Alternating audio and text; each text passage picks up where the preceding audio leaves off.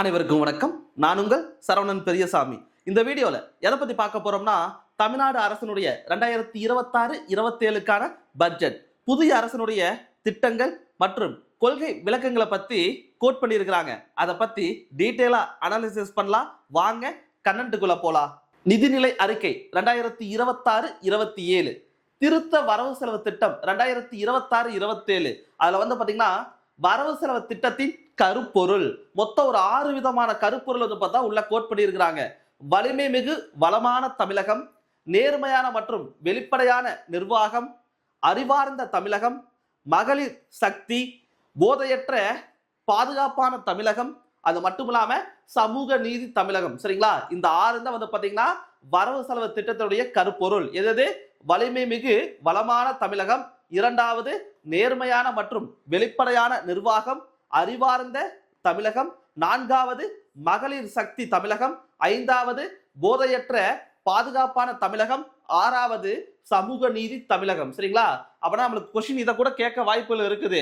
2026-27 தமிழக அரசினுடைய நிதிநிலை அறிக்கையுடைய கருப்பொருள் எத்தனையாக பிரிச்சிருக்கிறாங்க அப்படின்னு கேட்டாங்கன்னா 6 வகையான கருப்பொருள். அப்படின்னா அந்த அரேஞ்ச்மெண்ட்ல கொடுத்து கூட என்ன பண்ணலாம், எது சரி எது ராங்கன்னு கூட கேட்க வாய்ப்புகள் இருக்கு. அடுத்தது வரவு செலவு திட்டத்தின் மொத்த மதிப்பு. சரியா? மொத்த பட்ஜெட்டுடைய மதிப்பு அப்படின்னு பாக்குறாங்க. மொத்த வரவினங்கள், அதாவது எவ்வளவு இன்கம் வருதாமா, 3,50,766 கோடி ரூபாய். மொத்த செலவினங்கள் எவ்வளவு செலவுக்கு பட்ஜெட் போட்டிருக்கிறாங்க, 4,72,585 கோடி ரூபாய். அப்பனா வரக்கூடிய இன்கமோட செலவுகள் பார்த்தா எப்படி இருக்குமாமா, எப்பவுமே அதிகமா இருக்கும். வளரும் நாடுகளா இருக்கலாம், வளரக்கூடிய மாநிலமா இருக்கலாம், எப்பவுமே பாத்தீங்கன்னா பற்றாக்குறை பட்ஜெட் தான் போடுவாங்க. வரக்கூடிய வருமானத்தை விட செலவு எப்படி இருக்குமாமா, அதிகமா தான் இருக்கு. அந்த வகையில தான் பாத்தீங்கன்னா தமிழ்நாட்டுடைய பட்ஜெட்டும் இருக்குது. சரிங்களா? மொத்த வரவினங்கள் எவ்வளவு இன்கம் வருதாமா, 3,50,766 கோடி ரூபாய். செலவு எவ்வளவுக்கு பிளான் பண்ணி இருக்கிறாங்க, 4,72,585 கோடி ரூபாய். மாநிலத்தின் சொந்த வரி வருவாய், நம்மளுக்கு இன்கம் ஜெனரேட் ஆகுதுன்னு தெரியும் பல்வேறு டாக்ஸ் மூலியமா. அப்பனா எந்தெந்த விதத்துல பார்த்தா எவ்வளவு சதவீதம் இன்கம் வருது, இதை கூட நம்மளுக்கு கொஸ்டின் கேட்க வாய்ப்பு இருக்குதா. அப்பனா 68.9% எங்கிருந்து வருதாமா, வணிக வரிகள். சரியா? வணிக வரிகள் இருந்து பாத்தீங்கன்னா எவ்வளவு பர்சன்டேஜ் பார்த்தா டாக்ஸ் வருதாமா, 68.9 வணிக வரிகள் இருந்து. இரண்டாவதாக அதிகமா வரக்கூடிய வருமானம் முத்திரை தாள்கள் மற்றும் பத்திர பதிவுகள். எவ்வளவு வருமானம், 15.5%. மூன்றாவதாக வாகனங்கள் மீது போடக்கூடிய வரிகள் எவ்வளவுன்னு பார்த்தோம்னா 6.6%. சரியா? 68.9 பாத்தீங்கன்னா வணிக வரிகள் இருந்து நம்மளுக்கு வரக்கூடிய வருமானம். முத்திரை தாள்கள் அதுக்கப்புறம் பத்திர பதிவுகள் இருந்து 15.5%. இரண்டாவது அதிக வருமானம் வரக்கூடிய ஏரியா. மூன்றாவதாக வாகனங்கள் மீது வரக்கூடியது 6.6%. அடுத்தது மாநிலத்துடைய ஆயத்தீர்வை, அதுல இருந்து வரக்கூடிய வருமானம் அப்படின்னு பாத்தீங்கன்னா 6.2%. இதை கூட என்ன பண்ணலாம், கிரனாலஜிக்கல் ஆர்டர் கேட்கறதுக்கு வாய்ப்பு இருக்கு. சரியா?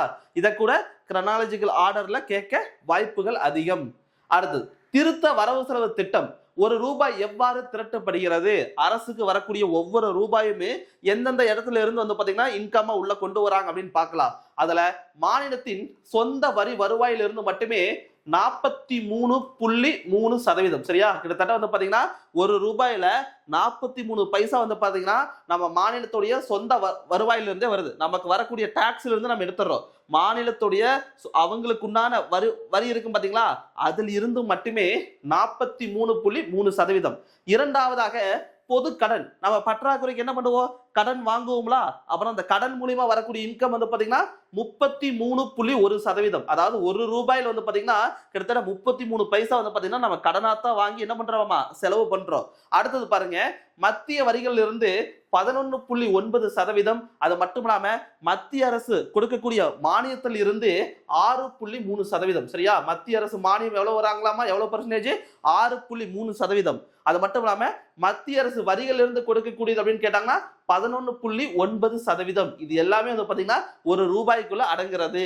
அது மட்டும் இல்லாம மாநிலத்தின் சொந்த வரி வருவாய் அல்லாதது, அதாவது டாக்ஸ் இல்லாம நான் ரெவென்யூல இருந்து வரக்கூடியது, ஏதாச்சும் ஒரு இன்வெஸ்ட்மெண்டா இருக்கலாம், நம்ம மாநில அரசு வேற ஏதாச்சும் நிறுவனத்துக்கு கடன் கொடுத்திருப்பாங்க பாத்தீங்களா, அதன் மூலியமா வரக்கூடிய வருமானமா இருக்கலாம். அதுல இருந்து மட்டுமே 5.3% பாத்தீங்கன்னா வருமானம் வருது. சரிங்களா? மொத்தம் ஒரு ரூபாய் பார்த்தா எப்படி எப்படிலாம் பிரிக்கிறாங்களாமா, நம்ம சொந்த வரியிலிருந்து, மாநிலத்துடைய சொந்த வரியிலிருந்து 43.3% வருவாய்.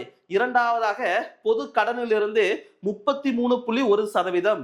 மூன்றாவதாக மத்திய அரசிலிருந்து கிடைக்கப் பெறுவது 11.9%. அது மட்டும் இல்லாம மத்திய அரசு கொடுக்கக்கூடிய மானியத்தில் இருந்து 6.3%. இறுதியாக மாநிலத்துடைய சொந்த வருவாய் அல்லாதது, நான் ரெவென்யூ டாக்ஸ் அப்படின்னு சொல்லுவாங்க பாத்தீங்களா, அதாவது பாத்தீங்கன்னா வரி அல்லாத வருவாய், அதுல இருந்து 5.3%. இதுதான் வந்து பாத்தீங்கன்னா ஒரு ரூபாய்க்கு வந்து பாத்தீங்கன்னா திரட்டக்கூடிய சோர்ஸ். ஒரு ரூபாய் மாநிலத்துக்கு கிடைக்குன்னா பல்வேறு வழியில வந்து பாத்தீங்கன்னா இதை திரட்டுறாங்க. அந்த ஒரு ரூபாயை எந்தெந்த விதத்துல வந்து பார்த்தா செலவு பண்றாங்கன்னு பார்ப்போம். ஃபர்ஸ்ட், அதிகபட்சமா கொடுக்கக்கூடியது உதவி தொகைகளும் மானியங்களும். அதற்கு மட்டுமே 33.2%. அதாவது பாத்தீங்கன்னா மக்களுக்கு செய்யக்கூடிய உதவியா இருக்கலாம். ரெண்டாவது மானியங்கள், அதுக்கு மட்டுமே ஒரு ரூபாயில 33 பைசா பக்கமா அதுக்கு மட்டுமே செலவு பண்ணிட்டாங்க.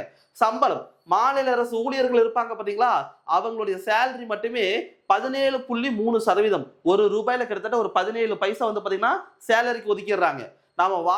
நாம வாங்கின கடனுக்காக வட்டி செலுத்துதல், இன்ட்ரெஸ்டுக்காக மட்டுமே எவ்வளவு பர்சன்டேஜாமா, 15% வந்து பாத்தீங்கன்னா நம்ம கட்டுறோம். அதாவது ஒரு ரூபாயில 15 பைசா இன்ட்ரெஸ்டுக்காக கொடுக்கிறோம். அடுத்தது மூலதன செலவு, இன்ஃப்ராஸ்ட்ரக்சருக்காக வந்து பாத்தீங்கன்னா 10.9% வந்து பார்த்தா செலவு பண்றோம். கடனை திருப்பி செலுத்துவது அப்படின்னு கேட்டாங்கன்னா 9.9%. ஓய்வூதியம் மற்றும் ஓய்வு கால பலன்களுக்காக 8%. செயல்பாடுகள் பராமரிப்புக்காக வந்து பாத்தீங்கன்னா 3.8%. சரியா? ஒரு ரூபாய் வந்து பாத்தீங்கன்னா பல்வேறு விதத்துல வந்து பார்த்தா செலவு பண்ணி இருக்கிறோம். அதுல பெரும்பான்மையான செலவு வந்து பாத்தீங்கன்னா உதவித்தொகை மற்றும் மானியத்துக்காக கொடுக்கப்படுகிறது, கிட்டத்தட்ட 33.2%. சம்பளங்கள், மாநில அரசு ஊழியர்களுக்காக 17.3% வந்து பார்த்தா கொடுத்திருப்பாங்க. வாங்கின கடனுக்காக இன்ட்ரெஸ்ட் ரீபேமெண்ட் கொடுக்கணுமா, அதற்காக வட்டி செலுத்துதல் அப்படின்னு கேட்டாங்கன்னா 15.0. சரிங்களா? கிட்டத்தட்ட 15%. அப்பனா ஒரு ரூபாய் எந்தெந்த வகையில வந்ததுன்னு பார்த்தோம். அந்த ஒரு ரூபாய் வந்து பாத்தீங்கன்னா எந்தெந்த விதத்துல செலவு பண்றோம்னு பார்த்தாச்சு. அடுத்தது இப்ப 2026-27 சரிங்களா, இந்த திருத்த வரவு செலவு திட்டத்தில் முக்கியமான துறை சார்ந்த நிதி ஒதுக்கீடு, நிறைய துறைகளுக்கு வந்து பாத்தீங்கன்னா நிதி ஒதுக்கீடு செஞ்சிருப்பாங்க. அதுல முக்கியமான ஒரு 6 துறைகளுக்கு அமௌண்ட், சரியா, கிரானாலஜிக்கல் ஆர்டரே கொடுத்திருப்பேன் எந்தெந்த துறைகளுக்கு எவ்வளவு அமௌண்ட் அப்படின்னு. கல்வித்துறைக்கு மட்டும் பாருங்க, இதுதான் முதல் இடத்துல இருக்குது, 52,920 கோடி ரூபாய். இரண்டாவதாக ஊரக வளர்ச்சித்துறை 39,609 கோடி ரூபாய். மூன்றாவதாக நகர்ப்புற வளர்ச்சித்துறை 38,715 கோடி ரூபாய். நான்காவது மக்கள் நல்வாழ்வுத்துறை 23,357 கோடி ரூபாய். உணவு மற்றும் கூட்டுறவு துறைக்கு வந்து பாத்தீங்கன்னா 22,859 கோடி ரூபாய். நெடுஞ்சாலைகள் துறை 21,524 கோடி ரூபாய். கேட்கலாம், ஒரு 4 டிபார்ட்மெண்ட் கொடுத்துட்டு துறை வாரியா வந்து பாத்தீங்கன்னா எந்த துறைக்கு வந்து பாத்தீங்கன்னா அதிகமா அலோகேட் பண்றாங்க அப்படிங்கறத கூட என்ன இல்ல கிரானாலஜிக்கல் ஆர்டரா கேட்கலாமா? அப்பனா கல்வி சார்ந்த முதல் இருக்குது அதிகமான அமௌண்ட். இரண்டாவது ஊரக வளர்ச்சி, மூன்றாவது நகர்ப்புற வளர்ச்சி, நான்காவது மக்கள் நல்வாழ்வு, ஐந்தாவது உணவு மற்றும் கூட்டுறவு, ஆறாவது நெடுஞ்சாலைகள் துறை. சரியா? இத கேட்க வாய்ப்புகள் இருக்கு. வருவாய் மேம்பாட்டு குழு அப்படிங்கிற ஒரு குழுவை வந்து பார்த்தா அமைக்கிறாங்க. திட்ட ஆணையத்தின் முன்னாள் துணை தலைவராக இருக்கக்கூடிய மாண்டேக் சிங் அலுவாலியா தலைமையில் 5 பேர் கொண்ட ஒரு வருவாய் மேம்பாட்டு குழுவை வந்து பாத்தீங்கன்னா அரசு அண்மையில் அமைத்தது. பொதுவா இந்த குழுவுடைய முக்கியமான வேலை என்ன? இதன் மூலம் மாநிலத்தின் நிதி சுயாட்சியை வலுப்படுத்தி அதன் சமூக பொருளாதார வளர்ச்சி கடமைகளை நிறைவேற்ற தேவையான நிதி ஆதாரங்களை உருவாக்குவதே அரசின் நோக்கம். மாண்டேக் சிங் அலுவாலியா அவருடைய தலைமையில் வந்து பாத்தீங்கன்னா 5 பேர் கொண்ட ஒரு குழுவை வந்து பார்த்தா நியமிக்கிறாங்க. எதற்காக? மாநிலத்துக்கு ஏற்கனவே நிதி பற்றாக்குறை இருக்குதா, அப்புறம் அந்த நிதி பற்றாக்குறையை சரி செய்வதற்காக புதுசா எங்காச்சும் வந்து பாத்தீங்கன்னா ரெவென்யூ சோர்ஸ் இருக்குதா அப்படிங்கிறத யார் அனலைஸ் பண்ணி சொல்லுவாங்களாமா? மாண்டேக் சிங் அலுவாலியா குழு. இதன் மூலியமா மக்களுக்கு செய்யக்கூடிய நலத்திட்டங்கள் இருக்கும் பாத்தீங்களா, இன்னும் சிறப்பா செய்யலாம் அப்படிங்கிற ஒரு கொள்கை, ஒரு முடிவு எடுத்திருக்கிறாங்க. இதற்காகத்தான் மாண்டேக் சிங் அலுவாலியா தலைமையில் வந்து பாத்தீங்கன்னா ஒரு குழுவை போடுறாங்க. இந்த குழுவுடைய முக்கியமான நோக்கம் என்ன? புதிதாக எங்காச்சும் வந்து பாத்தீங்கன்னா நிதி ஆதாரம் இருக்குதா, சரிங்களா, வளர்ச்சி திட்டங்களுக்கு நிறைய அமௌண்ட் தேவைப்படுதா, அதை சமாளிக்க நிதி தேவைகளை பூர்த்தி பண்ண வேற ஏதாச்சும் அடிஷனலா சோர்ஸ் இருக்குதான்னு யார் வந்து பார்த்தா ரிவ்யூ பண்ணி சொல்லுவாங்க? மாண்டேக் சிங் அலுவாலியா. முதல் ஸ்கீமுங்க, கல்வித்துறை சார்ந்த ஒரு ஸ்கீம். நம்ம பார்க்க போறது எல்லாமே வந்து பாத்தீங்கன்னா கல்வித்துறைக்கு உண்டானதுதான். சூப்பர் கிளீன் சூப்பர் கேம்பஸ் திட்டம் அப்படிங்கிற ஒரு திட்டத்தை துவங்கி இருக்கிறாங்க. இந்த திட்டத்துடைய முக்கியமான நோக்கங்கள் என்ன? தினசரி தூய்மை பணிகள், குடிநீர் வசதிகள், கழிப்பறை பராமரிப்பு, பள்ளி வளாகங்கள் 24 மணி நேர பாதுகாப்பு. இதற்காக முதற்கட்டமாக 10,000 பள்ளிகள் வந்து பாத்தீங்கன்னா சூப்பர் கிளீன் சூப்பர் கேம்பஸ் திட்டம் வந்து பாத்தீங்கன்னா செயல்படுத்த போறாங்க. இதற்காக ரூபாய் 139 கோடி ரூபாய் வந்து பாத்தீங்கன்னா நிதி ஒதுக்கீடு. எதற்காக? சூப்பர் கிளீன் சூப்பர் கேம்பஸ் திட்டத்திற்காக. பள்ளி நிறைவு திட்டம் அப்படிங்கிற ஒரு பெயர்ல புதிய திட்டம். நோக்கம் என்ன? மாநிலம் முழுவதும் உள்ள அரசு பள்ளிகளை நவீனமயமாக்கல். சரியா? ஸ்கூல், அதாவது மாநிலம் முழுவதும் இருக்கக்கூடிய அரசு பள்ளிகளை வந்து பாத்தீங்கன்னா மாடர்னைஸ் பண்றாங்க. அதற்காக உருவாக்கப்பட்டதான் பள்ளி நிறைவு திட்டம். மொத்தம் 3734 பள்ளிகளில் 2132 கோடி ரூபாய் மதிப்பீட்டில் வந்து பாத்தீங்கன்னா இந்த திட்டம் செயல்படுத்த போறாங்க. இதற்காக 2514 துவக்க பள்ளிகள், 365 நடுநிலை பள்ளிகள், 855 உயர்நிலை மற்றும் மேல்நிலை பள்ளிகள் வந்து பாத்தீங்கன்னா பள்ளி நிறைவு திட்டத்தின் மூலம் வந்து பாத்தீங்கன்னா என்ன பண்ண போறாங்களாமா? மாடர்னைஸ் செய்ய போறாங்க. அடுத்தது, பெருந்தலைவர் காமராஜர் சிறப்பு பள்ளிகள், நவீன உண்டு உறைவிட பள்ளிகளை அமைத்தல். புதுசா ஸ்கீம் ஒண்ணு. சரிங்களா? பெருந்தலைவர் காமராஜர் சிறப்பு பள்ளிகள், நவீன உண்டு உறைவிட பள்ளிகள். ஏற்கனவே இருந்த ஸ்கீம் வந்து பார்த்தா நேம் சேஞ்ச் பண்ணியிருப்பாங்க. 9ஆம் வகுப்பு முதல் 12ஆம் வகுப்பு வரையிலான மாணவர்களுக்கு இப்பள்ளியில் பயில முடியும். அப்பனா காமராஜர் சிறப்பு பள்ளிகள் வந்து பாத்தீங்கன்னா எந்த ஸ்டாண்டர்ட் பசங்க அப்படின்னு கேட்டாங்கன்னா 9th இருந்து 12th ஸ்டாண்டர்ட் பசங்களுக்கு இங்க வந்து பார்த்தா வாய்ப்பு கொடுக்குறாங்க படிக்க. கல்வி, உணவு, தங்குமிடம், பாட புத்தகங்கள், சீருடை என அனைத்தும் இலவசமாக வழங்கப்படும். அங்க படிக்கக்கூடிய பசங்களுக்கு வந்து பாத்தீங்கன்னா ஸ்கூல் ஃபீஸ் கிடையாது. உணவு வந்து பாத்தீங்கன்னா அது இலவசம். தங்குமிடம் அவங்களே கொடுக்குறாங்க. பாட புத்தகம், சீருடைகள் எல்லாம் வந்து பாத்தீங்கன்னா அரசினால் வழங்கப்படுகிறது. இதற்காக இந்த பட்ஜெட்ல 125 கோடி ரூபாய் வந்து பாத்தீங்கன்னா நிதி ஒதுக்கீடு செய்யப்பட்டுள்ளது. பெருந்தலைவர் காமராஜர் சிறப்பு பள்ளிகள் திட்டத்திற்காக.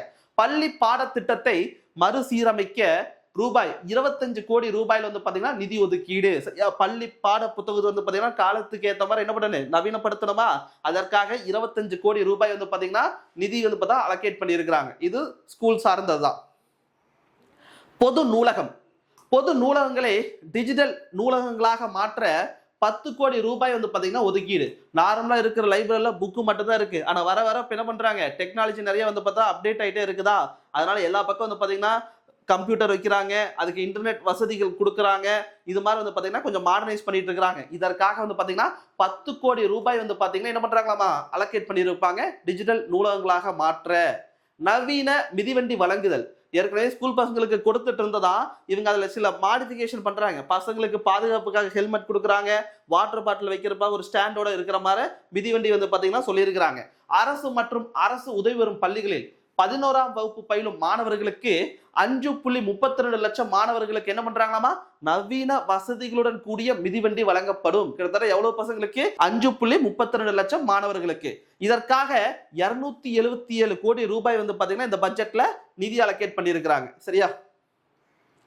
வெற்றி மடிக்கணினி திட்டம். ஏற்கனவே லேப்டாப் கொடுத்த திட்டம் தான். அதுக்கு என்ன பேர் வச்சிட்டாங்களா புதுசா?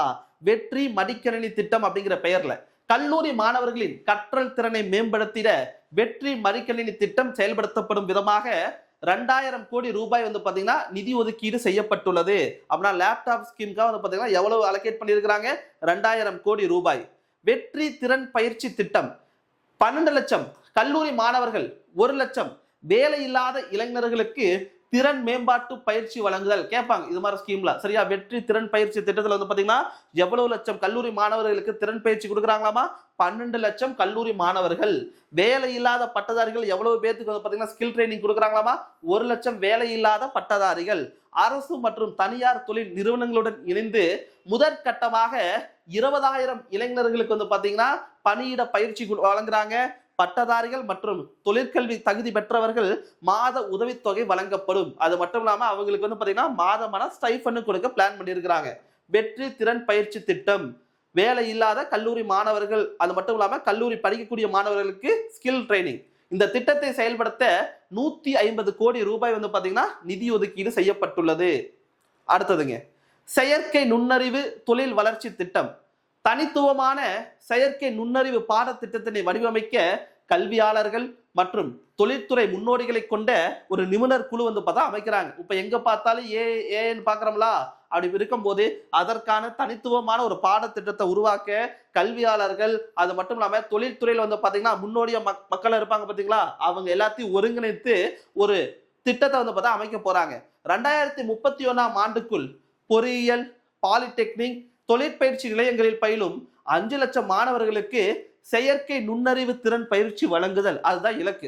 சரியா? செயற்கை நுண்ணறிவு தொழில் வளர்ச்சி திட்டத்தின் மூலமா கிட்டத்தட்ட 2031 வந்து பார்த்தா டார்கெட்டா வச்சிருக்காங்க.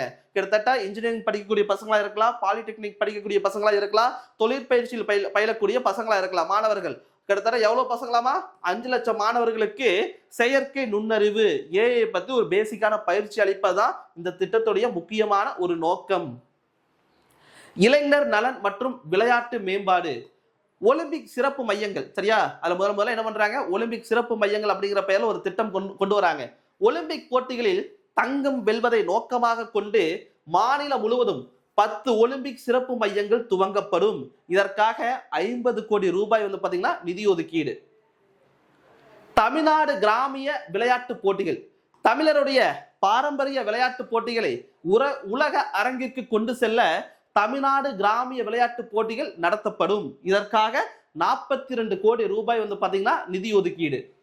விளையாட்டில் ஆர்வம் மற்றும் திறமை கொண்ட 8 முதல் 18 வயதிற்கு உட்பட்ட இளம் பள்ளி மாணவர்களுக்கு உலகத்தரம் வாய்ந்த பயிற்சிகள் வழங்க 5 கோடி ரூபாய் வந்து பாத்தீங்கன்னா நிதி ஒதுக்கீடு. அடுத்தது பாருங்க, இளைஞர் நலன் மற்றும் விளையாட்டு மேம்பாட்டுத்துறை. சரியா? இளைஞர் நலன் மற்றும் விளையாட்டு மேம்பாட்டுத்துறைக்கு 1051 கோடி ரூபாய் வந்து பாத்தீங்கன்னா நிதி ஒதுக்கீடு செஞ்சிருக்கிறாங்க. அடுத்து சமூக நீதி, அண்ணல் அம்பேத்கர் அயல்நாட்டு கல்வி உதவித்தொகை. ஒரு மாணவருக்கு அதிகபட்சமாக 36 லட்சம் ரூபாய் வந்து பாத்தீங்கன்னா உதவித்தொகை இதன் மூலமாக வழங்கப்படுகிறது. நடப்பாண்டில் 362 மாணவர்கள் பயன்பெறும் வகையில 131 கோடி ரூபாய் வந்து பாத்தீங்கன்னா அண்ணல் அம்பேத்கர் அயல்நாட்டு கல்வி உதவி தொகைக்காக அலோகேட் பண்ணியிருக்கிறாங்க. சரிங்களா? கிட்டத்தட்ட வந்து பாத்தீங்கன்னா, அதாவது டாக்டரேட் படிக்கிறதுக்காக உலகத்தரம் வாய்ந்த யூனிவர்சிட்டிகளை 100 இடத்துக்குள்ள இருக்கிற யூனிவர்சிட்டியில தேர்வாய் இருந்தாங்கன்னா அவங்களுக்கு வந்து பார்த்தா என்ன பண்றாங்களாமா, அண்ணல் அம்பேத்கர் அயல்நாட்டு கல்வி உதவி தொகை மூலமா வந்து பார்த்தா உதவி செய்யறாங்க கல்விக்காக. ஒரு மாணவர்களுக்கு அதிகபட்சமா வந்து பாத்தீங்கன்னா 36 லட்சம் ரூபாய் வந்து பார்த்தா உதவித்தொகை கொடுக்க முடியும். விளையாட்டில் ஆர்வம் மற்றும் திறமையும் கொண்ட 8 முதல் 18 வயதிற்கு உட்பட்ட இளம் பள்ளி மாணவர்களுக்கு உலகத்தரம் வாய்ந்த பயிற்சிகள் வழங்குவதற்காக 5 கோடி ரூபாய் வந்து பாத்தீங்கன்னா நிதி ஒதுக்கீடு செஞ்சிருக்கிறாங்க. சரிங்களா? விளையாட்டுல வந்து பாத்தீங்கன்னா ரொம்ப ஆர்வமா இருக்கக்கூடிய நபர்கள், திறமையா இருக்கக்கூடிய நபர்களுக்கு என்ன பண்றாங்களாமா, உலகத்தரம் வாய்ந்த பயிற்சிகள் வழங்குவதற்காக 5 கோடி ரூபாய் வந்து பாத்தீங்கன்னா நிதி ஒதுக்கீடு செஞ்சிருக்கிறாங்க. இளைஞர் நலன் மற்றும் விளையாட்டு மேம்பாட்டு துறைக்கு மட்டுமே 1051 கோடி ரூபாய் வந்து பாத்தீங்கன்னா நிதி ஒதுக்கீடு செய்யப்பட்டுள்ளது. அடுத்தது சமூக நீதி, அண்ணல் அம்பேத்கர் அயல்நாட்டு கல்வி உதவித்தொகை அப்படிங்கிற ஸ்கீம் இருக்குது. இதன் மூலியமாக ஒரு மாணவருக்கு அதிகபட்சமாக 36 லட்சம் வந்து பாத்தீங்கன்னா ரூபாய் உதவித்தொகை வழங்கப்படுகிறது. நடப்பாண்டில் 362 மாணவர்கள் பயன்படும் வகையில் வந்து பார்த்தா இந்த திட்டம் செயல்படுத்தப்படும். இதற்காக 131 கோடி ரூபாய் வந்து பாத்தீங்கன்னா நிதி ஒதுக்கீடு. வெற்றி தொழில் முனைவோர் திட்டம், ஆதி திராவிடர் மற்றும் பழங்குடியினர் மக்களுடைய வாழ்வாதாரத்தை மேம்படுத்துவதை நோக்கமாக கொண்டு செயல்படுத்தக்கூடிய ஒரு திட்டம் தான் வெற்றி தொழில் முனைவோர் திட்டம். அவங்களுடைய வாழ்வாதாரம் யாருடையது? ஆதி திராவிடர் மற்றும் பழங்குடி மக்களுடையது. அயோத்திதாச பண்டிதர் வாழ்விட மேம்பாட்டு திட்டம், ஆதி திராவிட குடியிருப்புகளில் அடிப்படை உட்கட்டமைப்பை மேம்படுத்துவதை நோக்கமாக கொண்டதா அயோத்திதாச பண்டிதர் வாழ்விட மேம்பாட்டு திட்டம். அவங்களுக்கான குடிநீரா இருக்கலாம், சாலை வசதியா இருக்கலாம், தெருவிளக்கு வசதியா இருக்கலாம், இது எல்லாமே மேம்படுத்த யாருக்கு? ஆதி திராவிட மக்களுடைய குடியிருப்பு. இதற்காக 300 கோடி ரூபாய் வந்து பாத்தீங்கன்னா நிதி ஒதுக்கீடு. ஆன்றோர் மேம்பாட்டு திட்டம் எந்த நோக்கத்துக்காக உருவாக்கப்பட்டது? பழங்குடி குடியிருப்பு இருக்கும் பாத்தீங்களா, அவங்களுடைய வீடுகள், சாலைகள், குடிநீர், தெரு விளக்குகள், சுகாதார கட்டமைப்புகளை மேம்படுத்திட, பழங்குடி மக்களுடைய வீடுகளா இருக்கலாம், சாலை வசதிகளை மேம்படுத்திட, குடிநீர், தெரு விளக்குகள், சுகாதார கட்டமைப்பு இருக்கும் பாத்தீங்களா, இதை வந்து பாத்தீங்கன்னா மேம்படுத்திட உருவாக்கப்பட்டதா ஆன்றோர் மேம்பாட்டு திட்டம். கல்வி நலன் சார்ந்த உதவித்தொகை திட்டங்கள், பள்ளி மற்றும் விடுதி மேம்பாட்டு உள்ளிட்ட அடிப்படை வசதிகளும் மேம்படுத்தப்படும். இதன் மூலமாக இதற்காக 250 கோடி ரூபாய் வந்து பாத்தீங்கன்னா நிதி ஒதுக்கீடு செய்யப்பட்டுள்ளது. சமூக நலன் மற்றும் மகளிர் மேம்பாடு, அண்ணனின் சீர், பெண்களின் திருமண நன்னாளில் 8 கிராம் தங்கம் மற்றும் ஒரு பட்டு புடவை வழங்குதல். இந்த ஸ்கீமுக்காக 812 கோடி ரூபாய் வந்து பாத்தீங்கன்னா நிதி ஒதுக்கீடு செய்யப்பட்டுள்ளது. பெருந்தலைவர் காமராஜர் காலை உணவு திட்டம். முதலமைச்சருடைய காலை உணவு திட்டத்திற்கு பெயர் மாற்றம் செஞ்சிருக்கிறாங்க. என்ன பெயராமா? பெருந்தலைவர் காமராஜர் காலை உணவு திட்டம். ஏற்கனவே 1லிருந்து 5ஆம் வகுப்பு வரை உள்ள மாணவர்களுக்கு காலை உணவு கொடுக்கறாங்களா? இந்த திட்டத்தை விரிவுபடுத்துறாங்க. 6ஆம் வகுப்பு முதல் 8ஆம் வகுப்பு வரை உள்ள அரசு மற்றும் அரசு உதவி பெறும் பள்ளிகளுக்கு இந்த திட்டம் விரிவாக்கம் செய்யப்படுகிறது. ஃபர்ஸ்ட் ஸ்டாண்டர்ட்ல இருந்து 5th ஸ்டாண்டர்ட் வரை இருக்குதா? அதை என்ன பண்றாங்களாமா? 6th இருந்து 8th வரையில வந்து பார்த்தா எக்ஸ்டெண்ட் பண்றாங்க. பெருந்தலைவர் காமராஜர் காலை உணவு திட்டம் அப்படிங்கிற பெயர்ல. செப்டம்பர் 17 அன்று விரிவுபடுத்தப்படுகிறது. எப்ப துவங்குறாங்க? அதாவது செப்டம்பர் 17 அன்று வந்து பாத்தீங்கன்னா பெருந்தலைவர் காமராஜர் காலை உணவு திட்டத்தை பாத்தீங்கன்னா விரிவுபடுத்துறாங்க. இதன் மூலமாக 15,414 பள்ளிகளில் பயிலக்கூடிய 15,14,000 சரிங்களா மாணவர்கள் பயன்பெறுவர். அதாவது 15,414 பள்ளிகளை சார்ந்த 15.14 லட்சம் மாணவர்கள் வந்து பாத்தீங்கன்னா பயன்பெற போறாங்க. இந்த திட்டத்திற்காக 710 கோடி ரூபாய் நிதி ஒதுக்கீடு செய்யப்பட்டுள்ளது. மூத்த குடிமக்கள் இல்லங்கள். 12 மாவட்டங்களில் 12 முதியோர் இல்லங்கள் நிறுவப்படும். ஒவ்வொரு இல்லத்திலும் அதனுடைய மொத்த ஸ்ட்ரென்த் எவ்வளவு கெப்பாசிட்டியாமா? 40 பயனாளிகள் வந்து பார்த்தா இடம்பெறுவர். முதியோர்களை பாதுகாக்க, ஆதரவற்றோர்களை பாதுகாக்க, முதியவர்களை பாதுகாக்க என்ன பண்றாங்க? மூத்த குடிமக்கள் இல்லங்கள் அப்படிங்கிற பெயர்ல வந்து பார்த்தா துவங்குறாங்க. 12 டிஸ்ட்ரிக்ட்ல 12 முதியோர் இல்லங்கள். ஒவ்வொரு முதியோர் இல்லத்துடைய கெப்பாசிட்டி எவ்வளவாமா? 40 பயனாளிகள். அடுத்தது மூத்த குடிமக்கள் பொழுதுபோக்கு மையங்கள். அதற்குண்டான வசதிகள் என்னென்ன? அந்த மையங்கள்ல நூலகங்கள் அமைக்கிறாங்க. யோகா மற்றும் தியான வகுப்புகள், உள்ளரங்க விளையாட்டு வசதிகள் செய்து தரப்படும். மூத்த குடிமக்கள் அதாவது மக்கள் தொகை அடிப்படையில் எந்த மாவட்டம் முடிவு செஞ்சிருவாங்க. முதல் 5 மாவட்டம் அப்படிங்கிறாங்க. முதல் கட்டமாக 5 மாவட்டத்தில் வந்து பார்த்தா மூத்த குடிமக்களுக்கு உண்டான பொழுதுபோக்கு மையங்கள் அமைக்கிறாங்க. எதை அடிப்படையாக வச்சு? எந்த டிஸ்ட்ரிக்ட்ல அதிகமான சீனியர் சிட்டிசன் இருக்கிறாங்களோ அந்த டிஸ்ட்ரிக்ட் வந்து பார்த்தா முன்னுரிமை கொடுக்க போறாங்க. அந்த இதுல என்னென்ன பண்ண போறாங்களாமா? அவங்களுக்காக நூலகங்கள் அமைக்க போறாங்க. யோகா மற்றும் தியான வகுப்புகள் நடத்துவாங்க. உள்ளரங்கு விளையாட்டு வசதிகள் செய்து தரப்படும் மூத்த குடிமக்கள் பொழுதுபோக்கு மையங்களில். திருநர் நலன். 5 மாவட்டங்களில் அரண் தங்குமிட வசதிகள் நிறுவப்படும். அரண் அப்படிங்கிற தங்குமிட வசதிகள் யாருக்கு உண்டானது அப்படின்னு கேட்டாங்கன்னா திருநர் நலனுக்கு உண்டானது. கல்வி, வேலை வாய்ப்பு, சிகிச்சை மற்றும் தேர்வுகளுக்காக பிற நகரங்களுக்கு செல்லக்கூடிய திருநர்களுக்கு 15 மாவட்டங்களில் குறுகிய கால தங்குமிட வசதிகள் நிறுவப்படும். ஏதோ எக்ஸாமுக்காக டிராவல் பண்ணி போலாம் அவங்க, இல்லைன்னா வேலைக்காக என்ன படிப்புக்காக டிராவல் பண்ணி போலாம். அப்புறம் அங்க போய் ஒரு வாரம் தங்குற மாதிரி சூழ்நிலை இருக்கலாம், ஒரு நாள் தங்கக்கூடிய சூழ்நிலை இருக்கலாம். அதற்காக பல்வேறு மாவட்டங்கள் கிட்டத்தட்ட ஒரு 15 மாவட்டத்தில் வந்து பாத்தீங்கன்னா குறுகிய கால தங்குமிட வசதிகள் வந்து பார்த்தா செய்து தரப்படும். யாருக்கு அப்படின்னு கேட்டாங்கன்னா திருநர்களுக்கு. 50,000 வரை சுயதொழில் புரியக்கூடிய திருநர்களுக்கு மானியத்துடன் கூடிய கடன் வழங்கப்படும். தமிழ்நாடு திறன் மேம்பாட்டு கழகத்தின் மூலம் பல்வேறு தொழிலுக்கு வந்து பாத்தீங்கன்னா திறன் பயிற்சி வழங்கப்படும். இது எல்லாமே வந்து பாத்தீங்கன்னா திருநர் நலன் சார்ந்தது. மருத்துவம் மற்றும் மக்கள் நல்வாழ்வு. நடமாடும் முதியோர் சிகிச்சை மையங்கள். மூத்த குடிமக்களுக்காக தமிழ்நாடு முழுவதும் 1000 நடமாடும் முதியோர் சிகிச்சை மையங்கள் துவங்கப்படுகிறது. கிராம பஞ்சாயத்துகளுக்கே நேரில் சென்று இலவச உடல் பரிசோதனை மற்றும் மருந்துகளும் கொடுக்கப்படும். ஒரு மருத்துவர், ஒரு செவிலியர், ஒரு இயன்முறை மருத்துவர் பணியில் இருப்பர். சரியா? 3 பேர் இருக்கக்கூடிய ஒரு டீம் இருக்குது. அவங்க என்ன பண்றாங்களாமா? கிராம பஞ்சாயத்துக்கு நேரில் போய் அவங்களுக்கு வந்து பாத்தீங்கன்னா என்ன பண்றாங்க? உடல் பரிசோதனை, அப்புறம் அவங்களுக்கு தேவையான மருந்துகளும் கொடுக்கப்படும். அது மட்டும் இல்லாம தமிழ்நாடு முழுவதும் 1000 நடமாடும் முதியோர் சிகிச்சை மையங்கள் வந்து பாத்தீங்கன்னா அமைக்க போறாங்க. தாய் கேர். மாநிலம் முழுவதும் கருவுற்ற பெண்களுக்கான சேவை மற்றும் உதவி மையங்களுக்கு பேர் என்னவாமா? தாய் கேர் அப்படிங்கிறாங்க. மகப்பேறு நாள் நெருங்கக்கூடிய வேலையில அங்க தங்கி இருந்து பயன்பெறலாம். கட்டணமில்லாத உணவு கொடுக்கறாங்க. மருத்துவ உதவிகள், தொடர் மருத்துவ கண்காணிப்பு சேவைகள் வழங்கப்படுகிறது. அதாவது பிரெக்னண்டா இருக்கக்கூடிய நபர் வந்து பாத்தீங்கன்னா அந்த பிரெக்னன்சி டைம், சரியா, டெலிவரிக்கு ஒரு டைம் தருவாங்க பாத்தீங்களா, அந்த டைம்ல இதை யூஸ் பண்ணிக்கலாம். தாய் கேர் அவங்களுக்கு என்ன தராங்க? அவங்களுக்கு வந்து பார்த்தா உணவு தேவையை பூர்த்தி பண்றாங்க, மருத்துவ உதவி தராங்க, சரியா, தொடர் மருத்துவ கண்காணிப்பும் மேற்கொள்றாங்க. இதுதான் வந்து பாத்தீங்கன்னா தாய் கேருடைய சிறப்பு. தாய்மாமன் தங்க மோதிர திட்டம்.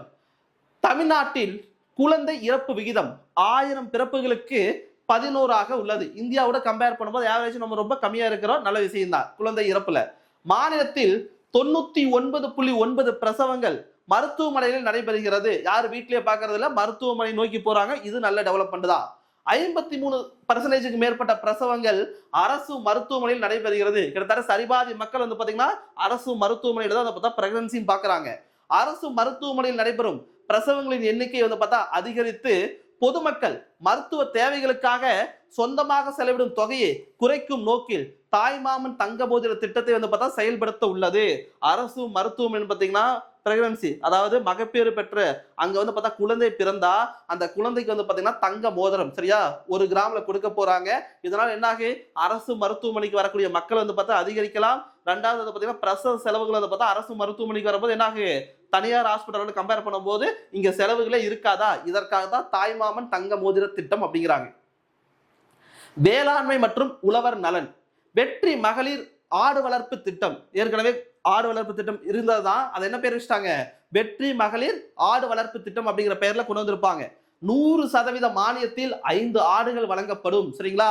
இதனுடைய பயனாளிகள் யாராருன்னு பார்க்கும்போது கைம்பெண்கள், ஆதரவற்ற பெண்கள், திருநர்கள் மற்றும் மாற்றுத்திறனாளிகள். இந்த வருடத்திற்கு மட்டுமே கிட்டத்தட்ட 30,000 பயனாளிகளுக்கு வந்து பாத்தீங்கன்னா 5 ஆடுகள் கொடுக்க போறாங்க. இதற்காக 110 கோடி ரூபாய் வந்து பாத்தீங்கன்னா நிதி ஒதுக்கீடு செய்யப்பட்டுள்ளது. கால்நடைகள் காப்போம் திட்டம், புதிய கால்நடை காப்பீட்டு திட்டம் கொண்டு வராங்க. சரியா? மாடுகளுக்கான புதிய காப்பீட்டு திட்டம் ஒன்று கொண்டு வராங்க. ஆடு மாடு எல்லாத்துக்கும் தான். எதிர்பாராத இழப்புகளில் இருந்து விவசாயிகளுக்கு நிதி பாதுகாப்பு அளிப்பதற்காக கால்நடை காப்போம் திட்டத்துடைய நோக்கம் என்ன? எதிர்பாராத இழப்புகளில் இருந்து விவசாயிகளுக்கு நிதி பாதுகாப்பு அளிப்பதற்காக கொண்டு வரப்பட்டது. கால்நடை மருத்துவம், 41 புதிய கால்நடை மருத்துவ கட்டிடங்கள் வந்து பார்த்தா கட்டப்படும் அறிவிச்சிருக்கிறாங்க.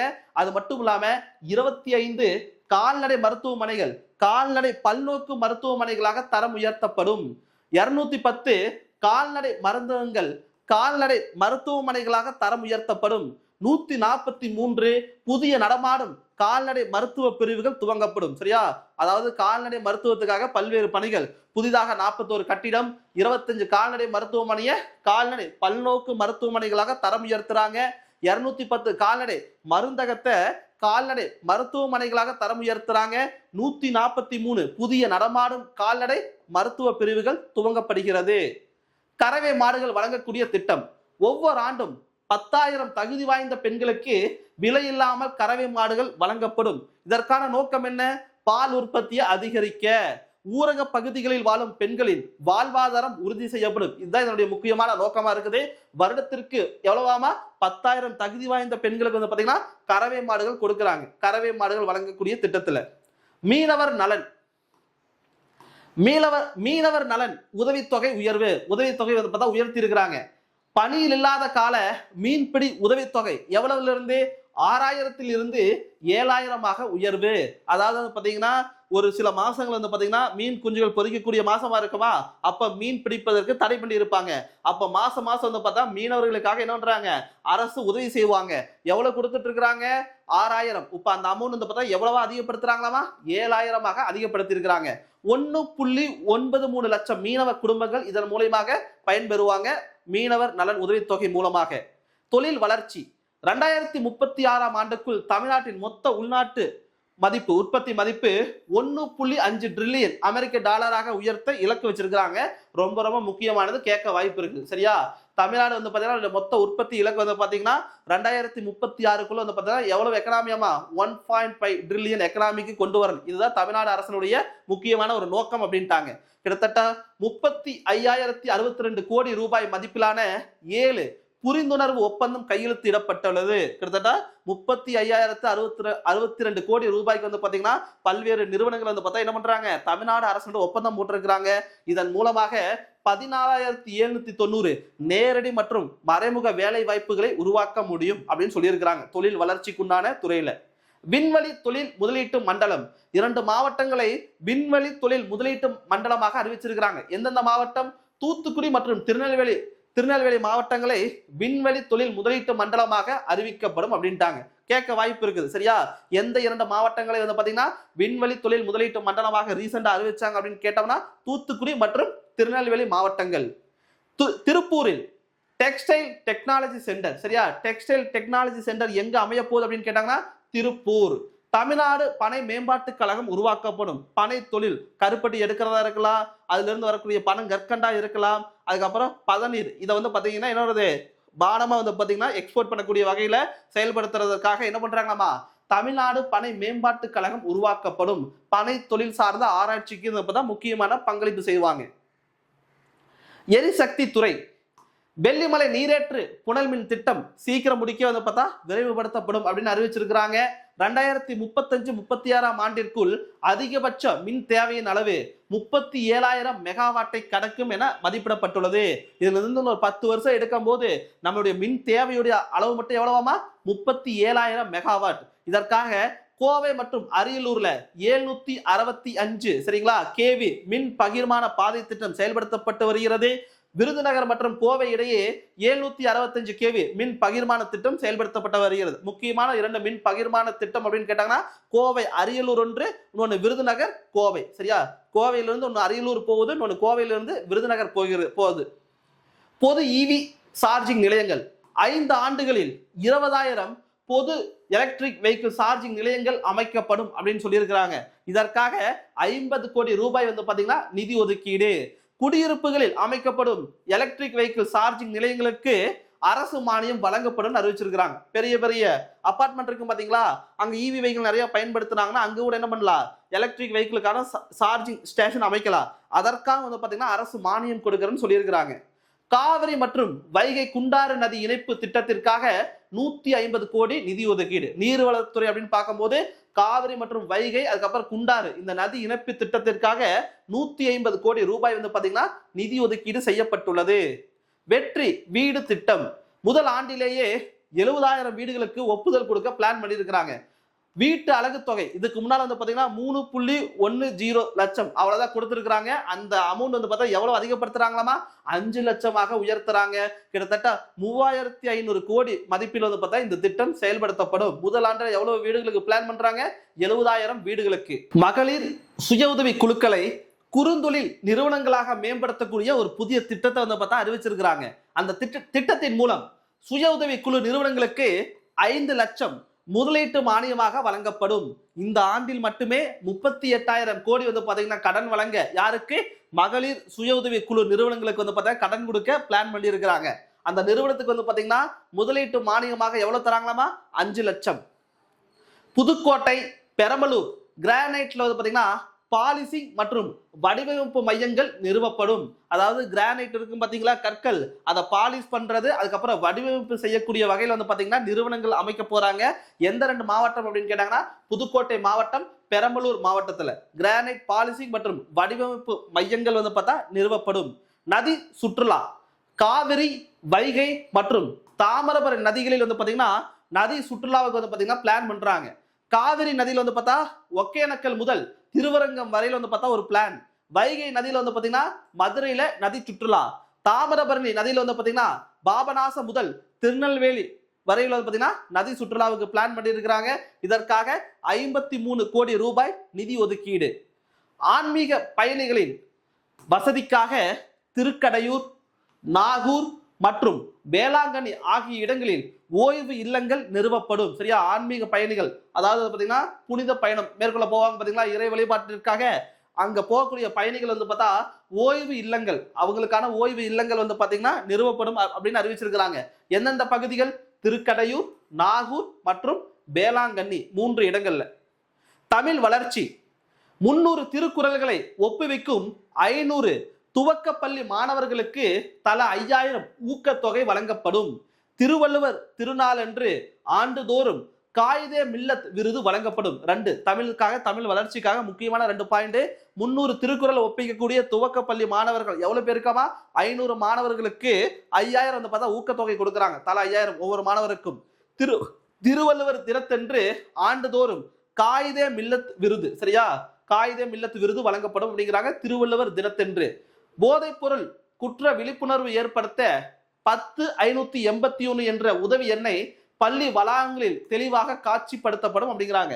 போதைப் பொருளுக்கு எதிராக விழிப்புணர்வு ஏற்படுத்த அதற்கான உதவி எண் அப்படின்னு கேட்டாங்கன்னா 10,581, அதை கூட கேட்கலாம். இதற்காக 7 கோடி ரூபாய் வந்து பாத்தீங்கன்னா நிதி ஒதுக்கீடு செய்யப்பட்டுள்ளது. போதைப்பொருள் இல்லாத தமிழ்நாடு என்ற செயலி உருவாக்கி இருக்கிறாங்க, ஒரு ஆப் உருவாக்கி இருக்கிறாங்க. அதுக்கு பேர் என்னது? போதைப்பொருள் இல்லாத தமிழ்நாடு என்கிற பெயர்ல.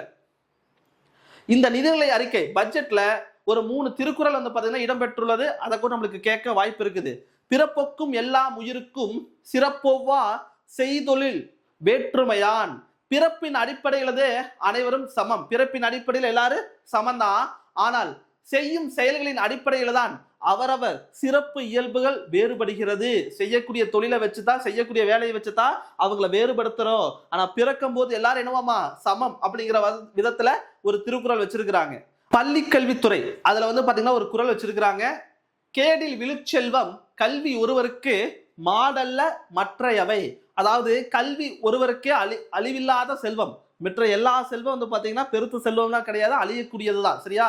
கேடில் விழுச்செல்வம் கல்வி ஒருவருக்கு மாடல்ல மற்றையவை. பெரிய பெரிய மாடா மாளிகை பணம் தங்க இதெல்லாம் வந்து பாத்தீங்கன்னா பெரிய செல்வம் கிடையாது. முக்கியமான ஒருவருக்கு என்ன செல்வமா? கல்வி செல்வம் தான் பெருசு அப்படிங்கிறாங்க. கல்வியே ஒருவருக்கு அழிவு இல்லாத சிறந்த செல்வம் அப்படிங்கிற திருக்குறளும் வச்சிருக்காங்க. கூட்டுறவு துறையில வந்து பாத்தீங்கன்னா ஒரு திருக்குறள் வச்சிருக்காங்க. மொத்தம் 3 திருக்குறள், இது 3வது திருக்குறள். உழுதுண்டு வாழ்வாரே வாழ்வார் மற்றெல்லாம் தொழுதுண்டு பின் செல்பவர் அப்படிங்கிற ஒரு குறளை வச்சிருக்கிறாங்க.